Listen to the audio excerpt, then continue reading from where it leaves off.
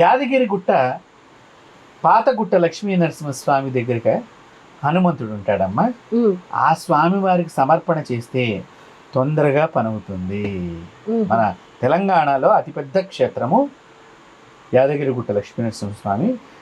పైన క్షేత్రం కాకుండా కింద క్షేత్రం దగ్గర పాతగుట్ట లక్ష్మీ నరసింహస్వామి ఉంటారు. అక్కడ హనుమంతుడు ఉన్నాడమ్మా.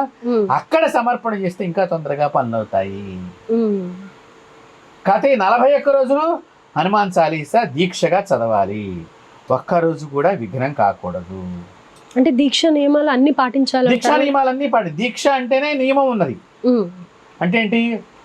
తీసుకోకూడని పదార్థాలు తీసుకోకూడదు, తినకూడని పదార్థాలు తినకూడదు, తాగకూడని పదార్థాలు తాగకూడదు, బ్రహ్మచర్యము, భూశయనము. ఏమండి మేము నడువు నొప్పి ఉంది అన్నప్పుడు చెక్క బెంచి మీద పడుకోండి, తప్పులేదు. కొత్త దుప్పటి వేసుకుని చెక్క బెంచి మీద పడుకోవాలి. అలాగే అప్పుడు ఈ యొక్క దోషం ఉండదు.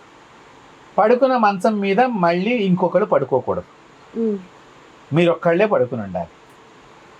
దాని మీద కూర్చుని భోజనం చేయకూడదు, దాని మీద కూర్చుని టిఫిన్ చేయకూడదు, వేరే వాళ్ళు వచ్చి పొరపాటు అయినా కూర్చోకూడదు. దీక్ష అంటే ఇంత విధంగా ఉన్నది. అంటే ఏంటి? నీతో పాటు భగవత్ శక్తి నీ లోపలికి ప్రవేశిస్తుంది. ఈ 41 రోజులు నువ్వు జపం చేయటం మూలకంగా స్వామివారు ఎప్పుడు వస్తాడా ఎదురు చూస్తూ ఉంటాడు.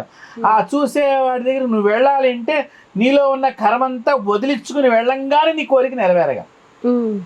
కాబట్టి ఇక్కడ నియమము ఉల్లిపాయి, వెల్లుల్లిపాయి, ములక్కాయి ఇత్యాదివన్నీ కూడా విసర్జన చేయాలి దీక్షలో. కొంతమంది అయితే వంకాయను కూడా వదిలేస్తారు దీక్షలో.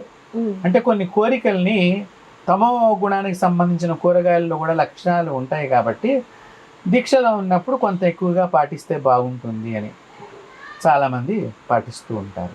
అలాగే